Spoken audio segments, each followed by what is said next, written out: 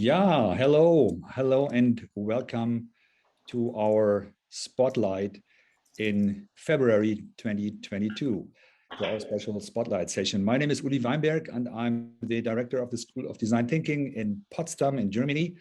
Currently, I'm in Vienna right now on a workshop, and that is why I will sneak out pretty soon out of that session, unfortunately, but we are in the middle of a practical exercise here in Vienna.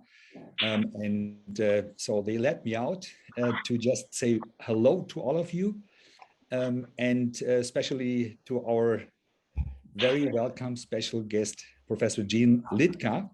But I'm very happy that Joanne Halpern, the HPI director in New York, she will run you through the afternoon session, or it is in Germany, in Europe, it's the afternoon session or the morning session or the evening session at your places. And I'm really happy that we had so many applications. There was more than 100. We have now 50 people in this call. I'm pretty sure there will be some more joining pretty soon. And before I sneak out here, I would like to give a little secret, actually, because it's not published yet. We'll do a spotlight special in March, and especially on the 10th of March. And you'll find more information pretty soon on the website, and it will be together with IEEE and the Vienna University, where I'm right now. And it will all about the new standard, the IEEE 7000 standard on ethical-based design or ethical-based engineering. And we have a very special guest, the director from IEEE, who is responsible for the new standard, which got announced publicly in November last year, first time in Europe, and there was no real worldwide release yet. And we have a longer session, and we decided together with IEEE and Professor Sarah Spiekermann, who is kind of the mental person in the back, who was through the past 6 years defining that standard. We decided to have a digital event together with the GDTA members. And the GDTA is the Global Design Thinking Alliance, now consisting of about 25 academic institutions all around the planet in 5 continents. And we are very happy that we can host that special event on the March 10th. So mark it in your calendars, and Joanne will talk about it later at the end. But now first enjoy the talk of Jeanne Liedtka. It's the second time that we got her as a guest here at the GDTA Spotlight, and I'm so happy, and we are all so happy that Jeanne is also with her institution a member of the Global Design Thinking Alliance. But I hand over now to Joanne to New York. Please, Joanne, you are the host now. Thanks a lot and enjoy. Okay, thank you, Uli, and welcome, Jeanne, and welcome to everybody who is here today. So I'd like to start by just giving a brief introduction of Jeanne. Most of you know Jeanne. I mean, if you've been in the design thinking field for any length of time, I'm sure you've encountered Jeanne's numerous books and articles. So Jeanne is the United Technologies Corporation Professor of Business Administration at the University of Virginia's Darden Graduate School of Business. And she's the former Chief Learning Officer at United Technology Corporation. And there she oversaw all the activities associated with corporate learning and development, executive education, career development processes, and learning portal and web-based activities. And she was also the former dean of the associate dean of the MBA program and the executive director of the Batten Institute. So Jeanne, I mean, I could go on forever. You've done so many interesting things, but what we're going to do now is we're going to let Jeanne talk, and she's going to discuss measuring design thinking competencies and building experimentation skills. So Jeanne, I'm going to give the floor to you, and it's all yours. Great, thank you, Joanne. I am going to go ahead and share my screen. not exactly sure. Make sure I'm sharing the correct one. Terrific. Now, can everyone see the screen? Yep.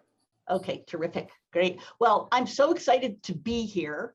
I always enjoy the conversations with you so much. Being a professor at a business school and loving design thinking can sometimes be a pretty lonely experience. So the opportunity to work with the GDTA has really been important to me, and your feedback and input on the work we're doing at Darden is just so incredibly helpful. So I'm excited today to introduce some new work that around teaching materials that we've been working on. And I see my co-author on part of this work, Karen Hold, is on the call too. So thanks for joining us, Karen. And she's an invaluable resource that maybe we'll be able to turn to during the Q&A. But essentially what I want to do today is I want to kind of build on this research that we've been doing and give you a sense of where we are now. So for really over a decade now at Darden, we've been tracking rather closely the learning experience of our students, many of whom are MBAs, also executives. We were an early participant in the Coursera kind of MOOC movement, and we've stayed involved and just been amazed at the number of people around the world that we've met. We partnered with Karen's organization in DC, Design Thinking DC, to do some more research.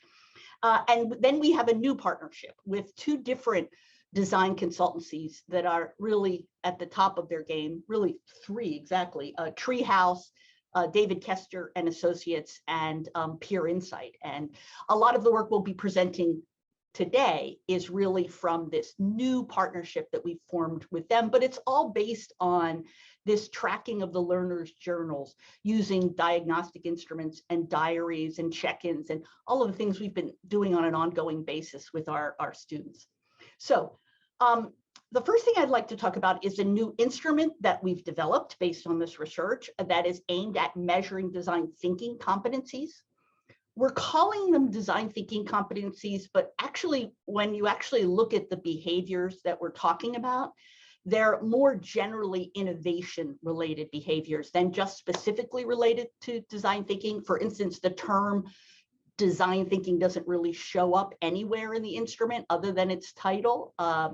But the instrument has, we have both a self-assessment portion of that, and a number of you on this call have taken that already, and thank you very much for doing that. We look forward to your feedback.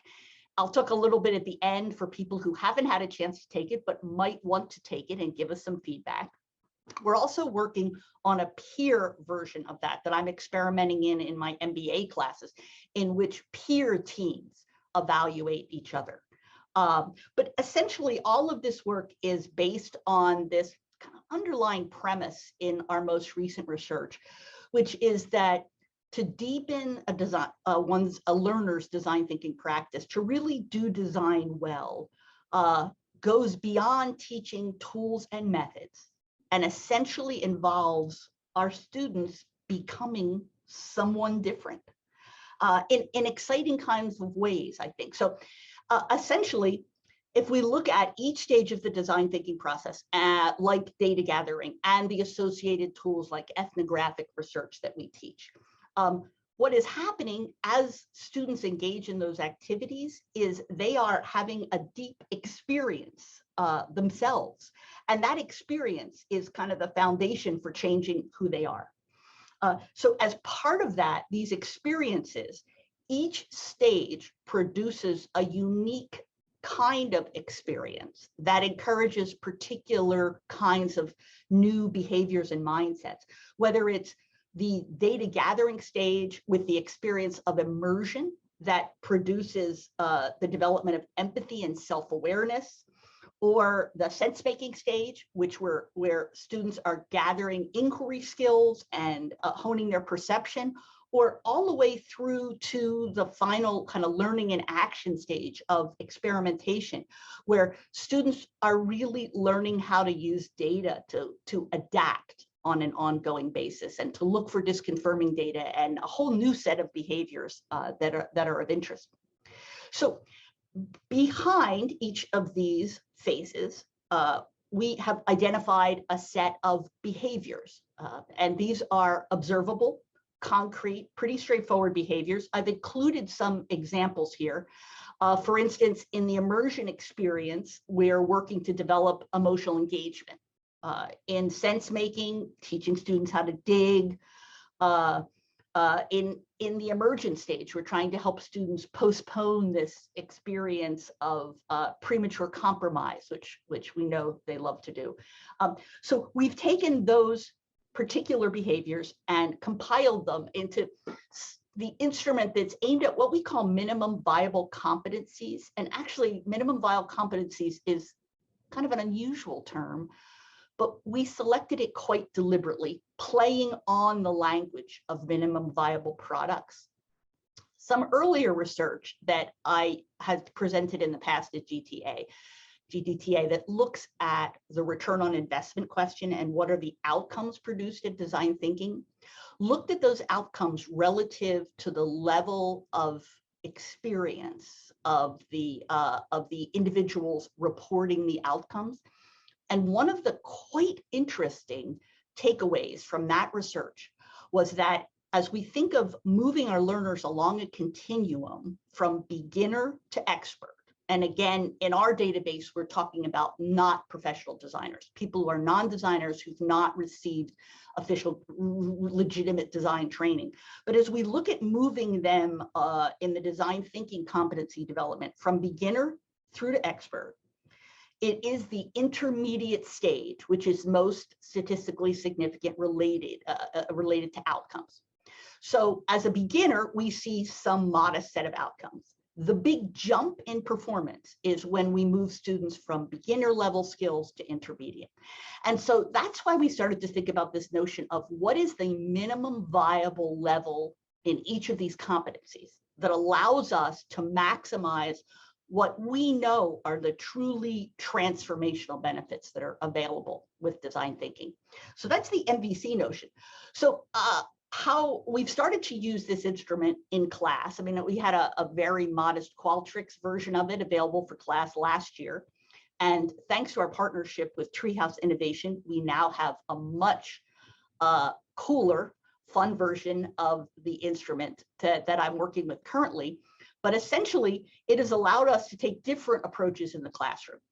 So with my MBAs in my current semester-long design class, we ask them to complete a self-assessment in the first week of class, just as they're starting, when most of them don't really even know what design thinking is. But again, because the behaviors don't use the design thinking language, they're able to self-assess things like how active they are as a listener, how aware they are of their own biases, these kinds of issues. And then as the class progresses at different stages, we ask the project teams to provide peer feedback on other teammates using the peer instrument. So between those, we're able to help people self-assess, and then we're able to give them feedback from others around the same set of behaviors. Other faculty members that are kind of piloting the instrument for us have used it in the form of doing a self-assessment at the beginning and then at the end of class as a different approach.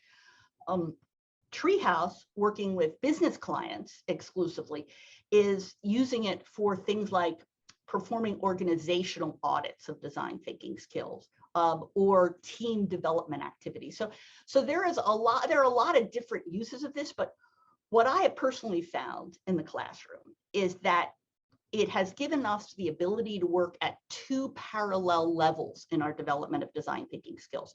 So at one level, students are focused on their projects and on the different processes and new tools they're learning.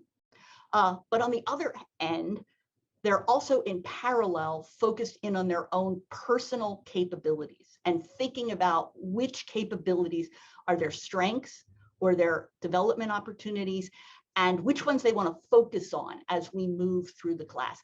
This has been a big help for me. One of the problems I've always had is students become obsessed with their projects. And I suspect others have the same experience. They they lose track of the fact that this is actually supposed to be about their learning and their development of competencies. And this has been a nice way to remind them of that. And combined with some journaling we do on a weekly basis, I think we've really seen a much more sophisticated and energized kind of attention to this issue of individual capabilities. So another thing that we've begun to work with the instrument on, and I'm particularly excited about this, is to begin to look for ways to talk about these competencies that we've developed in our students in broader, in some ways more compelling language for people who are outside of the design thinking world that we so value. So we've done some preliminary factor analysis of the first 200 completed instruments, self-assessment instruments, that was basically a convenient sample that the authors, Karen and I, and other authors and the folks at Treehouse, people gathered through our LinkedIn connections and things like that. Intriguingly, several statistically significant factors emerged with eigenvalues of 1 or more that point to me to an interesting take on the capability sets that we are building with our students. So I've shown you these 7 factors and what we have named them in our work. And they range from inclusive conversation skills, which of course we associate very directly with design thinking and the development of empathy and active listening and open-mindedness in terms of these interactions, through some very interesting scientific reasoning skills. I thought I'd just show you some examples of how this looks for some of the different skills. So there's one category we've called the divergent thinking skills, and those are very familiar to us. If you look at the particular items in the instrument that are clustering under this particular factor, they're very familiar to those of us teaching design thinking. You know, trying to get students to look broadly for opportunities, focusing on needs and beliefs, controlling their need for closure, being possibility driven, avoiding premature allegiance to solutions. Nothing very new there. But it's also picked out a factor like the provocateur skills, we've called them. And these are really the challenging skills, an extraordinarily important set of skills associated with being able to productively challenge both the status quo and their teammates. And I love the way that the factor analysis has called out this particular category of skills that I personally have never really emphasized as an outcome associated with design thinking. Similarly, there's a set of scientific reasoning skills. We might call them the hypothesis-driven skill set, which is really about a very objective way of gathering data and designing and conducting rigorous experiments, using data to alter and pivot or even abandon new ideas. So again, this is very preliminary research, and as the size of our sample set gets bigger, I think we'll be able to refine it even more. But I'm really intrigued to think about where we might go in terms of our work as educators in thinking about this broad set of different competencies that we are in fact teaching as part of the design thinking process, but not necessarily recognizing in our teaching, and that have broad applicability besides design thinking or even just innovation, I think. So associated with that, these scientific reasoning skills have been particularly interesting to me. I have generally felt in my own teaching that the single weakest element in my teaching of the design thinking process is around those final stages of experimentation. I believe that the nature of the front end, we have a very rich set of tools and a pretty clear process. I've often felt that at the back end, we get to experiment and we tell students to go off and design and experiment, when in fact, students and business people have no real idea how to design an experiment.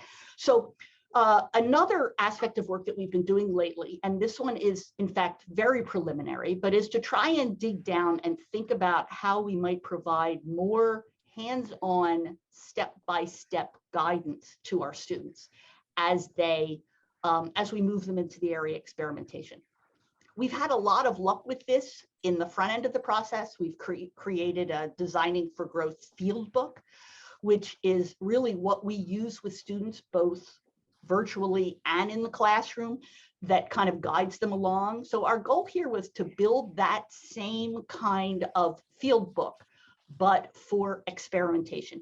And for experimentation writ large, not just specifically related to design thinking, but that could also be used in areas like agile software development, lean startup, the many other business areas that increasingly look to experimentation as a focus of the work they're doing. So we've just started. Oh, I forgot to do my little message here.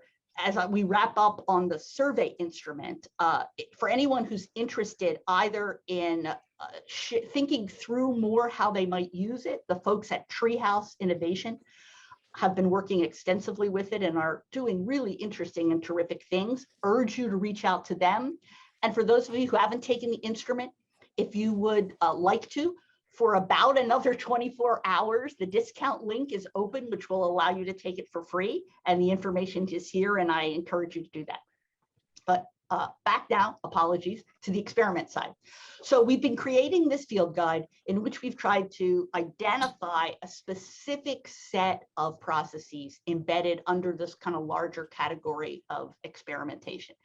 And of course, it starts with identifying testable ideas. One of the big challenges that I face, whether we're talking to business people or MBA students, is the fact that people believe they can test products and services independent of who they've been designed for. So a lot of the work here is just helping to set up this notion of what is a testable idea, which requires that you have a value proposition, you have a target market, you understand the needs that we're going to deliver to that, and that you then use that to establish a set of proof points and indicators and surfacing of assumptions.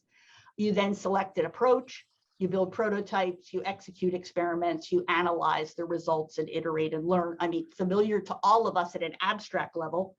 We're trying to dig a level deeper and begin to build some templates. This is the one for assumption surfacing. That use some of the basic models out of design thinking around this notion of desirability, feasibility, viability, but they help take those more abstract notions and help students to translate them into something concrete that they can kind of get their arms around. One of the things I'm really excited about is the particular piece on how to design an experiment. This is something that I've looked both in the academic literature and in the practical literature, even in areas like lean startup that have talked about experimentation for a very long time and have been frustrated at the lack of specificity to really work with students on. And so here as a preliminary pass, and again, this is working with two other really outstanding design consultancies that I've been privileged to work with that do a lot of this work. That's Peer Insight, headquartered in Washington, D.C., and David Kester Associates, headquartered in London.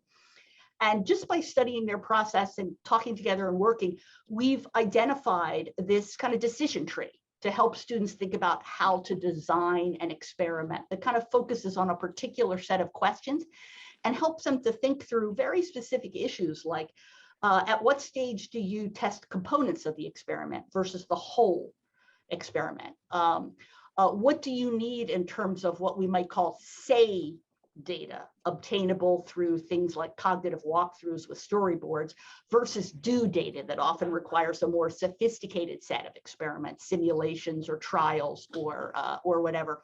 And so we are excited to continue to develop this and look forward to having something more concrete, perhaps, to show you at some point and get your feedback on. So that's basically it. The two areas, the measuring competencies, which I think we are making a good deal of progress on and seeing the benefits of in our classes. And then this question of building out the kind of experimental toolkit and process, which is at a more preliminary level, but is something that we're also very excited about. So that's the update from Darden. And I really look forward to the opportunity to get your feedback on this, both the instrument or your thoughts on your teaching of experimentation and what would be helpful to you. And with that, perhaps I will stop sharing and turn it back over to you, Joanne, to take it from here. Okay, thank you so much, Jeanne. And one of the things I was thinking about when you're talking is to really, this is another way to get faculty buy-in for design thinking and you're showing the skills that are being acquired while you're doing this. And they're saying, oh, these are competencies or skills competencies that we are trying to achieve in our teaching. So I think this is a really interesting, but thank you so much. Fantastic talk. And now we're going to open it up to questions. So if anybody has questions for Jeanne, please raise your hand and we will open it up to you.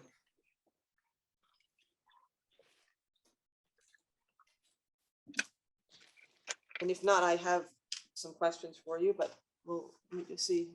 I don't see anybody. Oh yes, we do have one right here. Mats, please. Yeah, well, I can start off. Thank you for a very, very interesting presentation and sort of going in directions that I've been thinking about, but I haven't been able to do anything about it. So very interesting. I can start off with a couple of questions. The first is, you said that this was a semester-long course. If you have a 2-semester system, that's almost 20 weeks. So in that case, how many hours a week do they put into this design thinking class? That's my first question. And the other one was you mentioned that you saw that a commonality between methods in software development, startups, and design thinking. So, and could you enlarge a bit on these commonalities and what sort of commonalities you see? Well, I'll take the first question first. We do have a semester-long class. So for us, that is 14 weeks with the students. They meet in class about 3 hours per week. But because it is a project-based class for actual clients, they spend much more time out of class working on their projects than they spend in class. So this class is a real luxury at the business school, where almost all of our classes are 7 weeks. They are quarter classes rather than semester classes. So I have the privilege of working with a relatively small group of students. The class size maximizes at 40. So I really get to work with these 40 students from the middle of January to early May.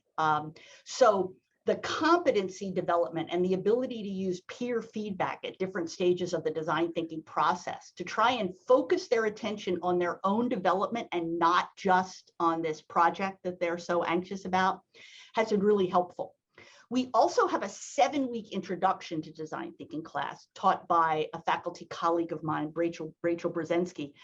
Rachel is using the new instrument this coming semester for the first time, and she will not use the peer evaluation aspect of it because they aren't really doing real projects in a 7-week basis. They're kind of doing pseudo projects. So you don't have the level of ability to give legitimate feedback on peers that I have in my longer class, but she'll be using the self-assessment definitely at the beginning of class and possibly at the end of class to kind of give students an opportunity to reflect on their own personal assessment of their process. So I think depending upon the amount of time we've got, certainly in an organizational context where you've got development teams learning and design thinking process, you can pace the feedback to almost whatever amount of time the team has to work with. So that's been very interesting. Your second question, Mats, on the relationship of things like Agile and Lean Startup to design thinking. I think those are particularly noticeable at that experimental back end. I think design thinking makes a huge contribution to Lean Startup and Agile, for instance, in the front end, because we begin with user needs. And often in an Agile process or a Lean Startup process, they begin with the idea already, right? And so those processes can really benefit from the addition of a front end of design thinking. However, once you've got the idea, I think essentially design thinking and these other methods look a lot alike, depending upon the sophistication level of the kind of experimental process, but essentially they're all about experimentation, and they're all about helping students to manage the investment risk of a new idea and to learn how to progress from kind of low fidelity prototypes and fast and expensive experiments to more sophisticated, higher fidelity prototypes and experiments. And so I think what we're already doing in design thinking and what other people are doing in these other areas have a lot in common, and we can really work on these experimentation skills quite independently of the design thinking front end. So I think that's why I'm excited about the new phase of work around experimentation. Thank you, Jeanne. So we have a lot of questions coming in. First from Ilona Diva-Losa, how do you measure the evolution? One assessment at the beginning and one after having finished a design thinking class or a design thinking project, maybe one in between? I mean, you did mention the peer feedback, but maybe you could just expand on that. Okay. I think self-assessments have very useful, albeit limited capabilities, right? We're asking learners to self-assess where they are in a set of behaviors. Now, the behaviors are pretty concrete, normal behaviors, so they're capable of doing that. But of course, you know, what we often see in students is an upward bias. You know, we have a scale of 1 to 10. I was just looking at a different group who was sampling this, and like everyone was a 7 on everything, right?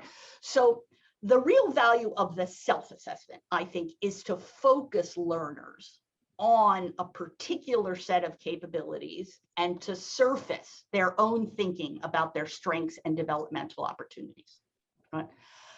The rubber really hits the road with skill development when you introduce kind of 360 feedback or peer feedback. That is, now they're getting a read on how others see them, right? And so for me, the combination of self-assessment and the kind of peer review is really very important. And for organizations, for instance, that are interested in auditing their current level of design thinking capabilities and progress, for instance, after introducing some educational experiences and workshops in design thinking, I think you have to go to peer review, because we even see in our samples cultural differences in kind of the degree of humility culturally people bring to these kinds of assessments. So self-assessment is a teaching device to me to help people begin to think about their own personal development. If I think back to my days as a chief learning officer, right? So much of development is around attention focusing and getting people to acknowledge the strengths and weaknesses and getting them to actively make a choice about the areas they want to commit to getting better at, right? As opposed to imposing that on them. So the self-assessment is excellent for that.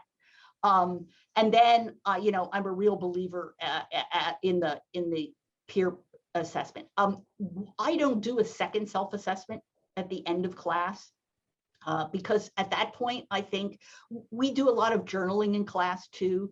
So students see by reflecting back on their journals what their progress has been. So for instance, students basically do a journey map of their own experience in the class as their final assignment in this class, in addition to the report out to the clients on the project.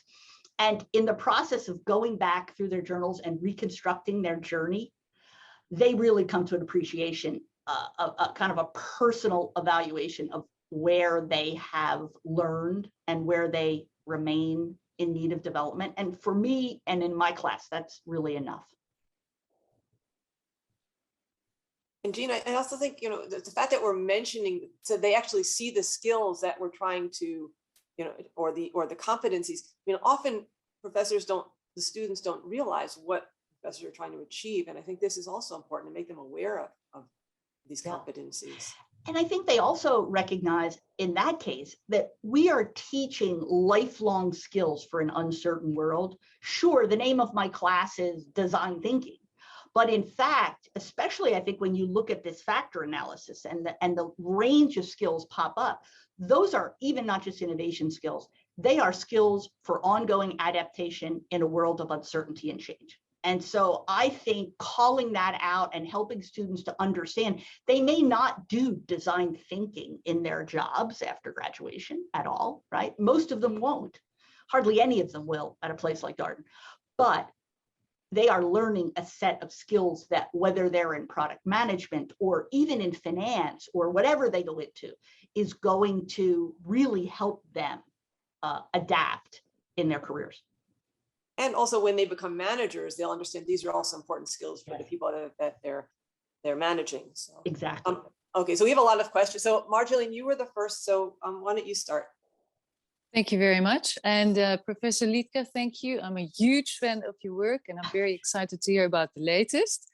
So we also work with MBA students, executive MBA students, and it's interesting to me that in their curriculum, usually there's a lot of emphasis on pretty much the opposite of design thinking. So it's about the do-know mind. It's about being the expert. And so bringing design thinking in really turns their world upside down in many respects, which is very exciting. I was just wondering if you could maybe reflect on, from your experience working with MBA students, business students, what are the one or two areas that, and of course it varies per person, but what have you seen as sort of the real sticky areas? And perhaps even if you have the time, because lots of people have lots of questions, but sort of your biggest aha around how to help students through that particular area of challenge for them. Yes. One of the things that we have learned, and is very obvious, is that student personalities affect which stage of design thinking is difficult for them. We have a slide that I wish I had incorporated now in the presentation, but I didn't, that uses the DISC instrument. And possibly many of you are familiar with the DISC. Probably next to the Myers-Briggs, it's the most common kind of personality or leadership indicator. We've used it both in our research and in class now for about 12 years. The DISC, for instance, has the category that is I for influencer. And people who are predominantly influencers pretty much love everything about design thinking. I mean, they love the front end, they love going back out and testing with people. They just, if you look at their journey map, it's almost all highs. You look at a C, which in the DISC is a high conscientious person, a perfectionist, a data person, an analytic type person. They really struggle in the front end of design thinking with developing empathy. They're terrified of doing ethnographic interviews. Sense making overwhelms them because it's too much data and they can't fit it in an Excel spreadsheet, which is how they've been taught to work with data. But then they get to the experimentation part. And once they understand the difference between the traditional analytic approaches they've been taught and a hypothesis-driven use of data, they really like it. Because we all know extrapolating data from the past, which is what 90% of the data analytics and MBA programs do, is not a very useful coping mechanism in a world of uncertainty where the future doesn't map the past. So they understand that learning how to use data in a hypothesis-driven way is a really invaluable skill. So they get all excited about that part. And that begins to really, to me, work against this bizarre realization that as quantitatively oriented as our MBA students are, they do not really know how to work with data in a creative context. They don't know how to assess a future that isn't here already, where they don't have an Excel spreadsheet full of historic data on it that they can just extrapolate into the future.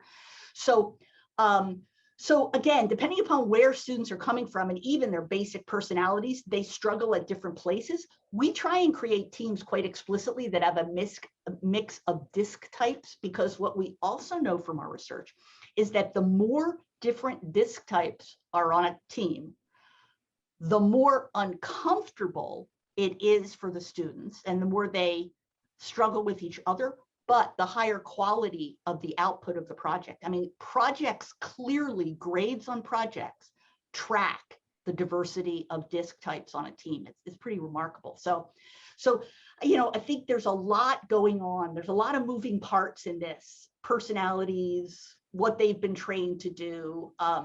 I call design thinking at Darden the land of the misfit toys, because anyone, it's an elective class, so anyone who ends up in it probably hasn't felt comfortable in the rest of the program in some ways.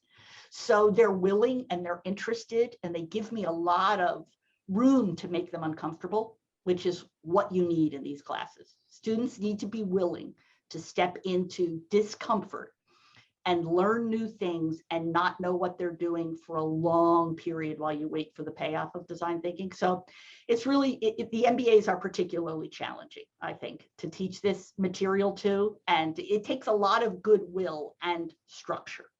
I mean, we're so structured because they panic and you lose them so quickly. I could talk about this forever, but I know we have other questions, but thank you. As someone else toiling in the fields with the MBAs, it's a unique set of challenges.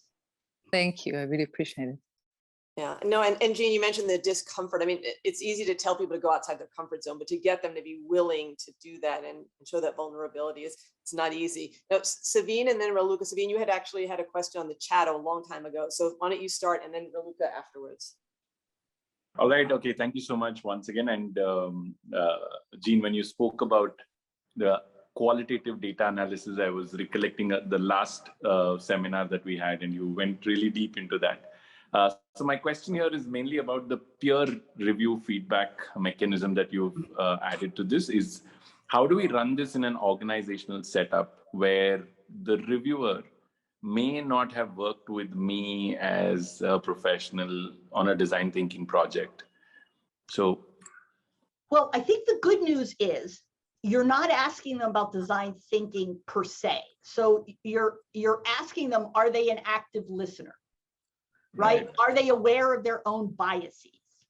Are they able to recognize disconfirming data and work with it? So you do need people who have worked fairly closely. So with the MBA teams, we don't have much choice, right? You've got an intact design team, and the good news is they're working with each other quite extensively. The bad news is they're not really comfortable giving each other feedback, and the numbers are small enough that you really can't guarantee anonymity. My project teams are 5 people. So you've got 4 people giving results, and even though it's all anonymized and we don't report who did what, they still are nervous about that.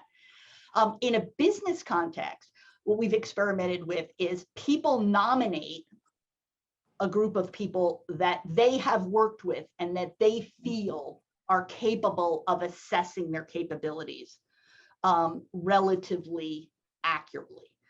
Because you're right, Sabine, if you pump people who barely know each other into this, you just get gibberish.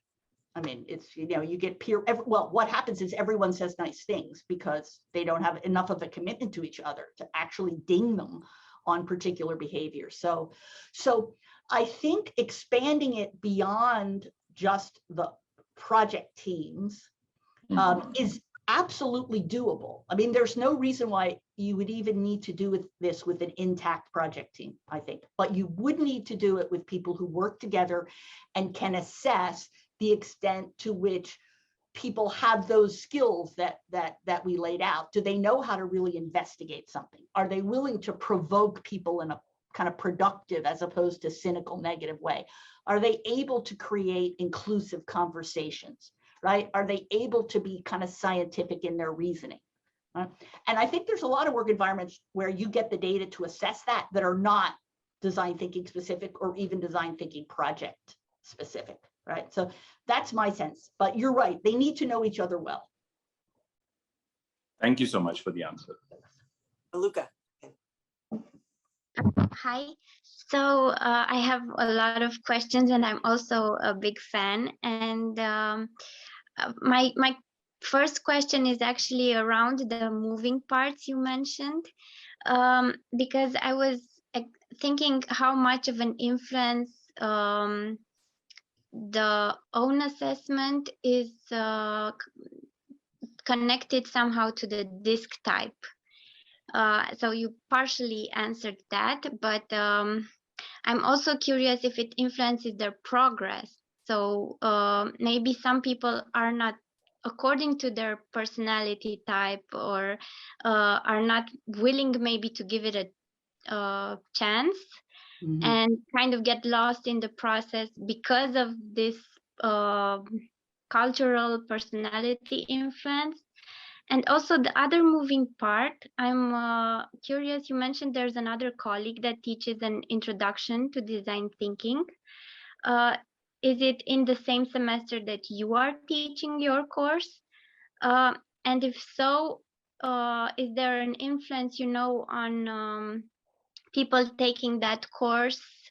So maybe their skill set has improved more because they got more contact to design thinking. And is that relevant?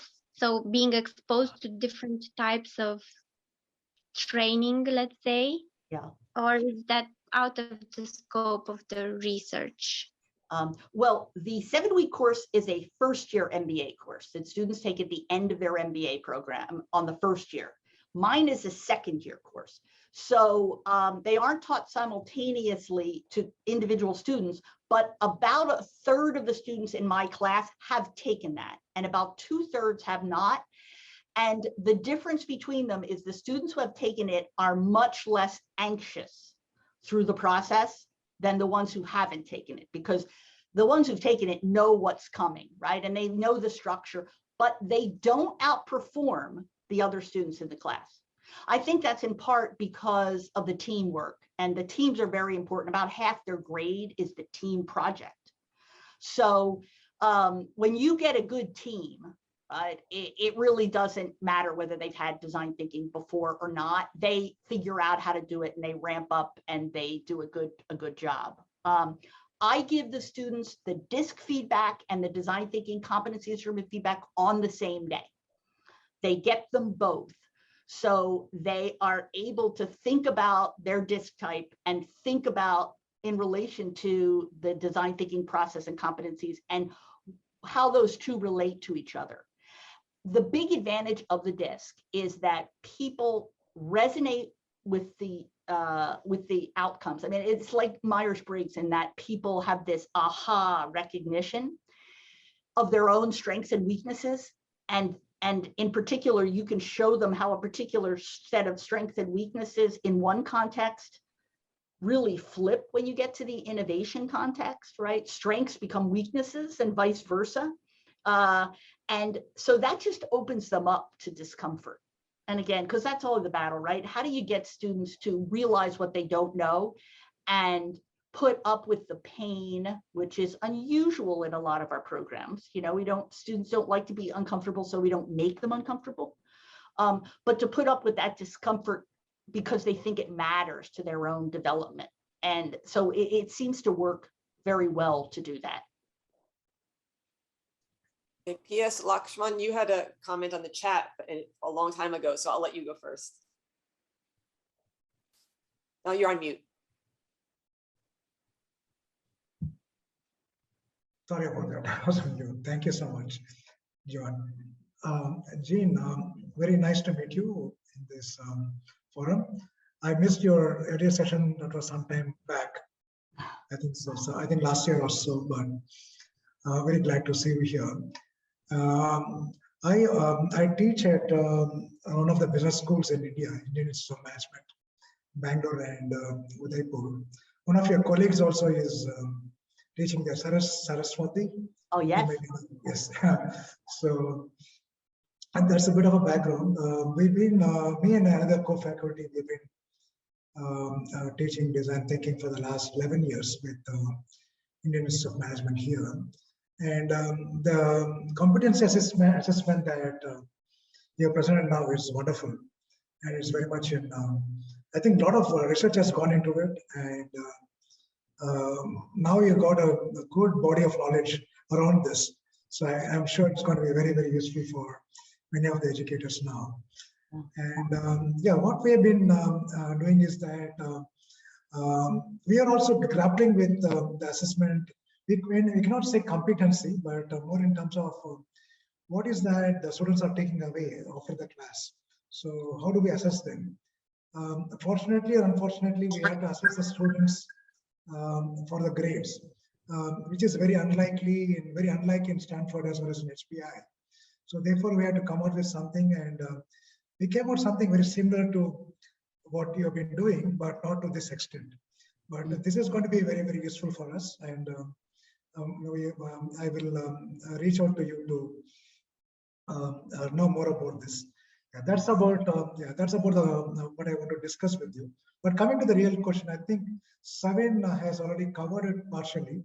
The next part is, what has been your experience with the organizations? How are they responding to this approach? Do they really want to assess their employees on these factors? Again, I would have to answer secondhand through Treehouse's experiences, because for the most part, I haven't really worked with this instrument with organizations yet. I expect to, because I think, well, everyone loves filling out instruments, right? I mean, there's something about filling out an instrument that gives legitimacy to a topic. And particularly because Treehouse has brought their amazing design aesthetic to the instrument. It just looks awesome. And so I think it's going to be successful. They have had a lot of interest expressed by their clients at Treehouse, either following development teams. Treehouse has Sprintbase is their main software development project, which is a product management tool. And I think they are excited about this because, again, this allows them to lay a kind of a personal development of competencies on top of Sprintbase's project management competencies, which is very attractive to, chief learning officers and HR and development people. And convenient for us, because I personally believe the only way to really teach design thinking is in the context of a real project. But we know that projects tend to just consume people. And it's very hard to keep them focused on the individual learning while they're doing the project. And so I think this ability to parallel track is very interesting to people. The idea of the organizational audit is also very interesting. I mean, how do organizations know what their existing level of design competency is? And I mean, of course, so much of the design training in organizations is so shallow. It's, the 1-day sessions and workshops and all, which we all know don't really change anyone's behavior. So part of the idea here is to try and legitimize a development process that is more expansive than, you have a 1-day workshop and everyone plays with Post-it notes. And at the end of it, they believe they can achieve the transformational power of design thinking. It's just ridiculous. And we can show them that with these kind of methods, right? What we're interested in doing now is we have some return on investment data, which looks at organizational outcomes. And it's interesting to compare individual assessments through this instrument with organizational outcomes in terms of what we're accomplishing in terms of design thinking. I think once we manage to get those coupled, we'll really have organizational interest, because it won't just be the human resource people and the development people. It will also be the people who are looking objectively at return on investment in this HR training and development. And so I think we're not there yet, but when we can get there, I think we will dramatically increase organizational interest in this kind of work. Okay, we had a long time ago question from Joanna Kompos-Zabielska, and then Rael, you'll go afterwards. So I'm just going to read her question. Thank you for sharing the findings of your assessment process. I wonder if your research and practice show that any of the 7 competencies are harder to teach, or maybe that this depends on the initial talents a person starts his or her journey, design thinking learning journey. Yeah. I agree. Again, part of it goes back to the DISC profile discussion and the personality preferences, what's hard to teach. I mean, for someone who's a perfectionist engineer, the early stage empathy development is really hard to teach. For someone who's already kind of a high influencer, empathetic type person, the experimentation stuff is kind of hard to teach. I think the experimentation stuff, we underestimate how hard that is to teach. So I have taught hypothesis-driven thinking for 25 years because my own background is strategy consulting, and I've taught a strategy consulting elective to the MBAs. I taught for many years. If you're teaching students how to be strategists in a consulting firm, you are teaching them how to be hypothesis-driven in their approach to problem solving. And even these smart MBAs, it would take me weeks of class till they made the switch and actually saw the difference between the way they had traditionally worked with data and what it meant to be hypothesis driven. Now, that's something that you would think would be easy to teach to data driven people, but it's not, because the way they've been trained to use data is different, right? And so they're only used to using data for proof, and they're only used to using it extrapolating from the past. And so you're really teaching a whole new approach to data gathering to these people. So, you know, even the easy parts of those easy ones of those skills theoretically are actually not easy at all if you actually are trying to get to deep practice versus kind of superficial understanding of what you're talking about. And you're also teaching like this flexibility and unlearning, and Yes, there's a lot of exactly going on there. Rael, go ahead. Hi, good evening. Thank you so much. I think, you know, throughout your talk, there's been so many things sparking in my mind. I'm going to try and put this into a sort of cohesive question. We also work in the space a lot around, you know, developing and assessing transferable skills or competencies. And I think what's really interesting, what we've seen as well, is that, you know, assessment is great for personal development, where one gives honest answers and it feeds into one's lifelong learning journey.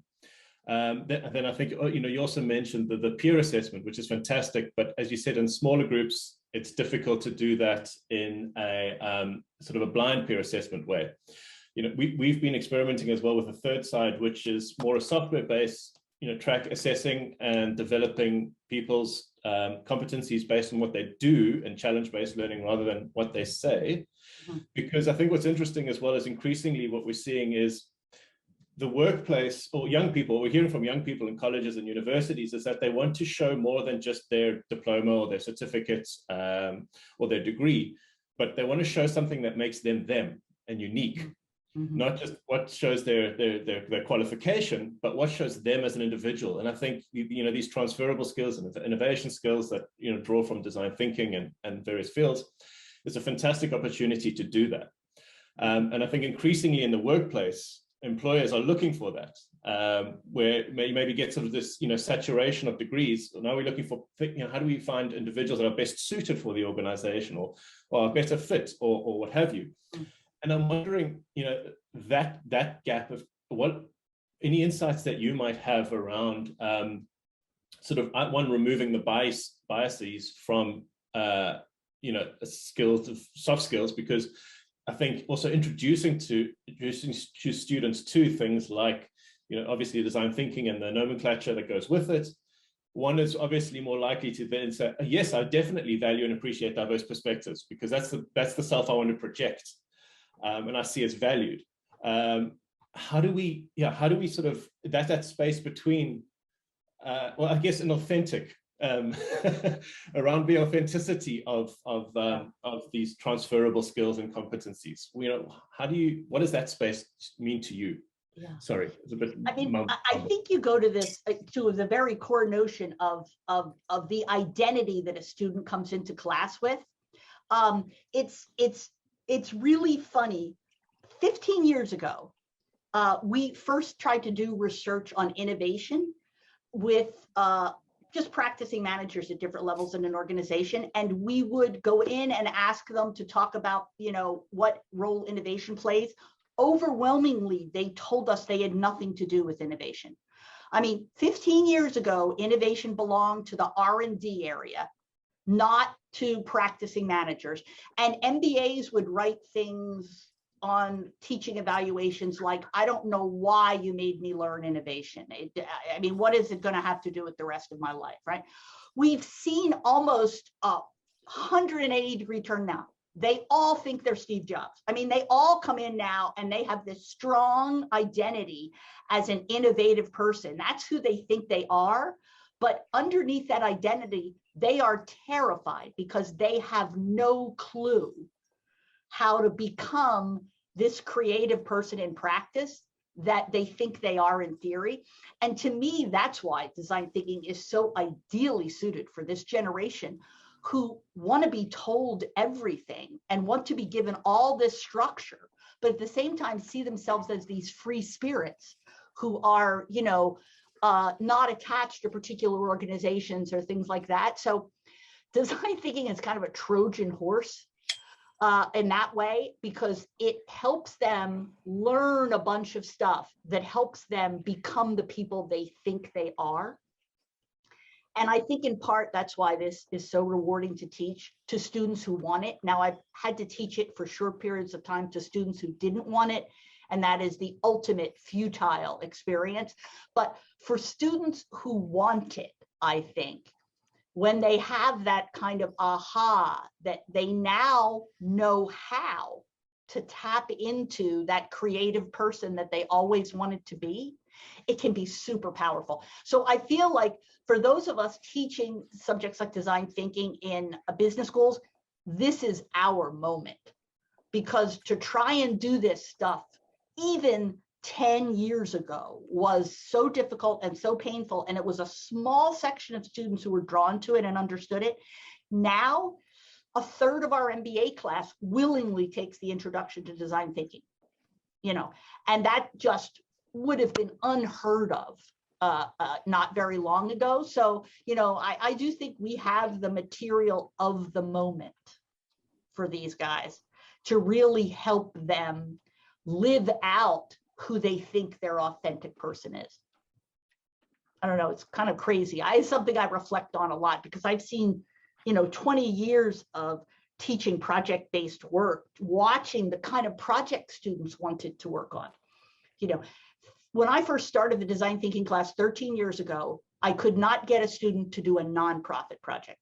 Okay, they wanted to work for General Foods, you know, or some big named company to put on their resume.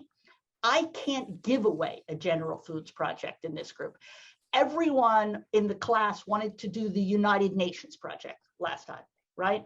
Or the food pantry project. They have changed completely in terms of the kind of project work they want. Now they still want to go off and work for Goldman Sachs and McKinsey and all, but they have a very different identity in terms of who they do a free project for. So it's all very interesting. And I think having the opportunity to watch this change in students and the evolution has really been fun as an observer. I think also the purpose has become a big part of what they're doing, and it's also transformed the companies. Now the companies are to recruit these top students. They're showing. I mean, I work in the SAP offices, and they have a whole floor, just a sustainability and purpose floor. So this is also their way of, for their customers, but also recruiting the top students. So thank you so much, Jeanne, and thank you all of you for your excellent questions.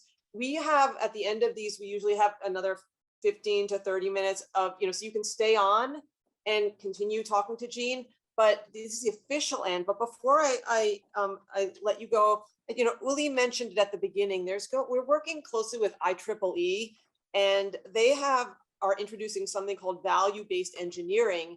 And on March 10th, thank you, Steffi, and HPI team for putting this on. So this is the information on March 10th, and you're all welcome to join. It will be online. So with that, and if you have questions, just ask Uli, Steffi, or me, and we can help you with that. And so those of you who'd like to stay on, and if you have more questions, feel free. Jeanne has kindly agreed to stay on for a little bit, and for 15 to 30 minutes. So thank you all for joining, and we'll continue here.